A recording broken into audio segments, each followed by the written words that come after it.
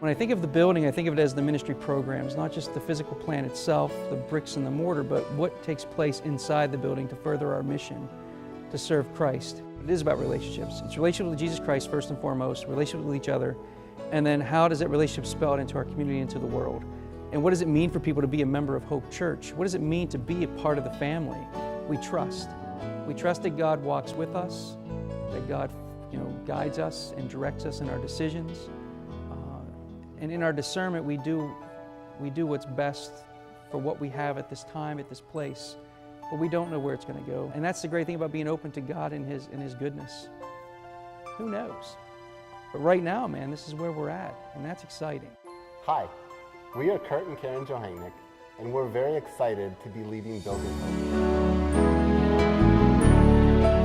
Thank you for taking time from your busy schedules today to spend some time together. We appreciate your interest in Building Hope. Well, Building Hope is a beautiful wordplay, and it gets at both the literal and spiritual sense of what we're doing here. The opportunities available through having this building will allow us to do things that we could have never imagined even 5 or 10 years ago. Our dreams of having expanded space for fellowship, for education, for community outreach is suddenly within our reach.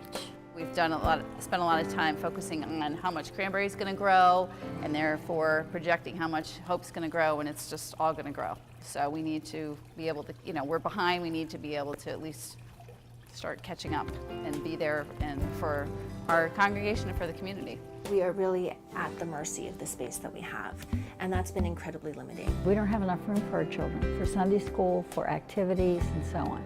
So we definitely need the space to expand our Sunday school. Teaching our young people about Jesus Christ and instilling in them what it means to be a good Christian. I don't think there's anything more important than that. It means a place for my children to be raised, to learn more about Christ, so that they can become, again, a disciple and a follower of Christ out in the world. The structure that we have is limiting how we can instruct the 4- and 5-year-olds. We're not able to sing songs or play games because we will interrupt the other classrooms. There's a lot of echo. Our little guys are just naturally loud because they're 4- and 5-year-olds. And the teachers are now loud because we need to speak over the loud children. So it's loud, it's echoing, it's not effective teaching. And I taught Sunday school in the fellowship hall and couldn't hear myself speak. So it was, it's very frustrating to do that, but it's great to know that we're all trying to, make that situation go away, and we're trying to, get facilities that we need. We need to be able to do a better job for our teachers as well as for our kids, to give them the classroom resources. It would be nice to have just enough space where the children aren't cramped and the noise is more appropriate to a classroom setting, that we'd have the space for, we could do adult Bible studies during that time, or adult Sunday school, if we had the space. The youth, when they hold their events, like a pancake breakfast or something, we're a little tight on space. The spaghetti dinner, we had a real hard time getting hot spaghetti sauce because we had a little too much equipment per plug than what we planned on. So I think it's good for people with kids, but I think members whose children are either too young or older will also experience the benefits. The kitchen and the fellowship area and the many things that we can do with that, and the many things that the congregation embraces, just being together, cooking together, serving together, sitting down together, having different functions in this church. And that's not even talking about what we can do outside of this community. We now have 3 separate congregations. The 5 o'clock people don't know the 11 o'clock people, nor do we know the 9 o'clock people. So I think by having a larger physical plant, we can have dinners, we can have activities where all the members of Hope can gather. Hope is a very special place. Well, back in 1995, a friend invited me to Hope. I had never actually worshiped in a Christian church before. When I walked in the door, not only was I welcomed by the pastors and other members, but by the time I left that first day, I felt like I had picked up 3 pairs of grandparents. It was a wonderful feeling, and I've been back practically every Sunday since. There's a warmth, there's a feeling of family, community, fellowship right here. It was the energy that drew us here. Coming in the door the first time, you could feel it just brimming with energy. The congregation was so welcoming, so friendly. We felt so at home right away. And it's my sincerest desire that we work very diligently as a congregation to keep that warmth and the feeling of family, even as we expand our building facilities. It takes a lot of space to hold the many meetings, the many ministries that are already happening at Hope. When I look at the congregation, I see a congregation that's grown. It's grown in both numbers, it's grown in giving, and it's grown in the ministries that are carried out here. And people are really enthused to go to another level and be able to reach out to more people in the community that we live in. I've talked to a lot of people who have very creative ideas for how we could reach out to the community and spread the gospel of Jesus Christ. And the one thing holding them back is a lack of space. One of the Girl Scout groups that is meeting here at Hope, they wanted to do a coat collection drive for the homeless. They're already meeting in our space, but we didn't have the space to store the coats for a few months so that they could do their drive and then distribute it. The building here at Hope is our bridge to our community, and I believe it's very important that we have that bridge to reach out to our community and to draw them in. So again, Hope not only has its own missions, but we would be able to enable other groups to do their missions.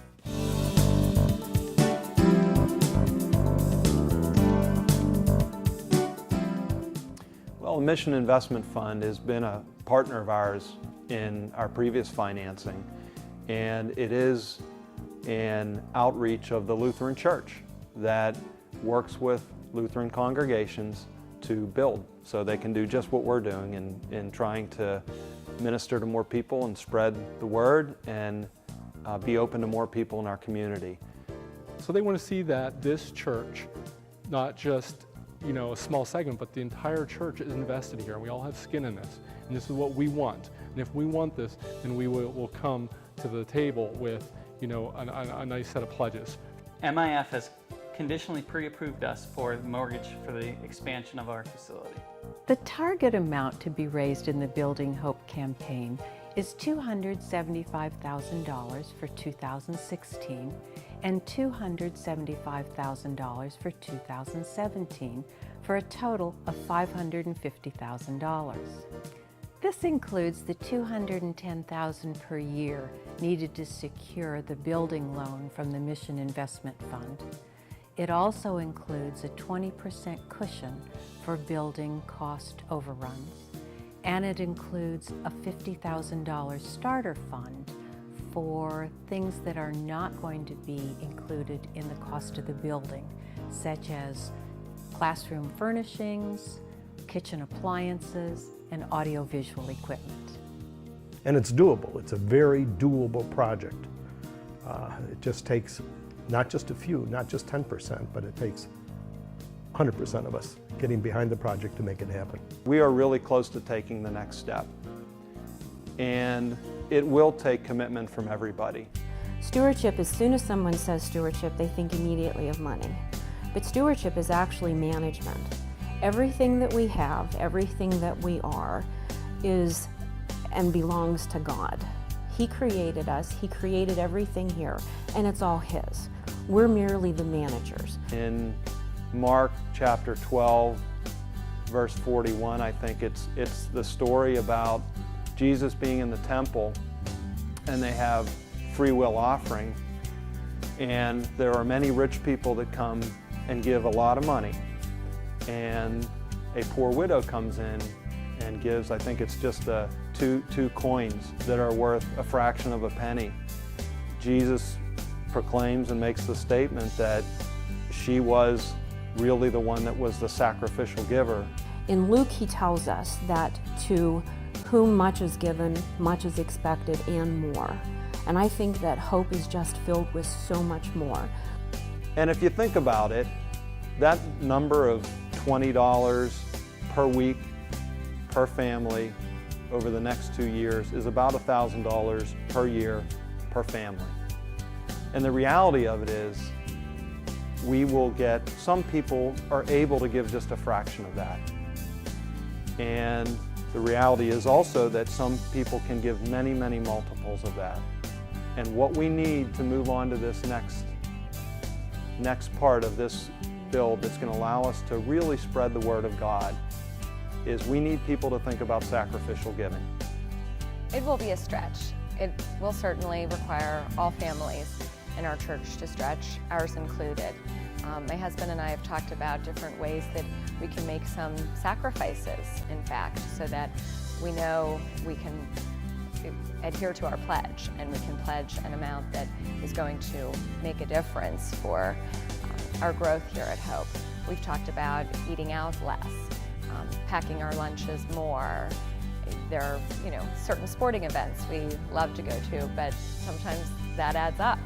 And we'll cut back some because we know how important it is for our congregation and for the community that we grow here at Hope. And if that sacrificial gift is a small portion of that $20 a week, that's very meaningful.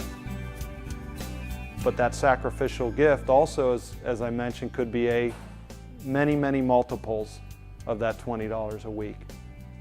If we have faith that God will provide for us, then we don't need to worry about holding back, or we need to worry about how far our paycheck's going to go. That being said, it's a lot easier to say it than to do it. And having that faith and trusting in God that He will provide for you what you need is an important step in faith development. And if everybody in this congregation goes through that prayer with God and goes through that process determining what that sacrificial gift is for them, we will be wildly successful in raising the money that we need to move forward and then some. This church is built on hope, it's built on faith, it's built on the love of God and trying to do the mission and the work that the Lord wants us to do. Building the building and building space for right now will meet many needs. But what we're actually doing is we're setting up the ability to leave a legacy for generations to come. I hope you're as excited as I am about what God is doing through us and about building hope. We've been focusing on building this building for way too long. Now is the time. Now is the time. We were chartered in 1916, and in 2016, Hope Lutheran Church will have been in existence for 100 years. Now is the time to meet the needs. The church is not a building. The church is the people of God congregating together. So in that sense, this building program started 100 years ago, long before there was a building committee, because it was the people of God congregating. We're just the caretakers now and helping to foster that mission. And there are endless uses that we can have for this expanded space. And how exciting that will be for us, as well as for the future generations to come. To know that we have done all that we could, every chance we had, to further God's kingdom. Exciting for us. Exciting to see where God takes us. In God's time, but it's now our time to move forward in our mission and ministry here in Cranberry Township. I believe that we need to look around us and see where God is working in our lives and through our lives. And where we see Him working, we need to join Him. To continue to spread the message, we need this. Hope is our church family, and We are committed. I'm committed. We're committed. My husband Mark and I are committed. We're committed. I'm committed. We're committed. I'm definitely committed. I'm committed. Mary Jo and I are committed. We're committed. I'm committed. Kevin and I are committed. I'm committed. We're committed. We're committed. Elena and I are committed. I am committed. I'm committed. Jason and I are committed. We're committed. I'm committed. Dave and I are committed. I'm definitely committed. We are committed.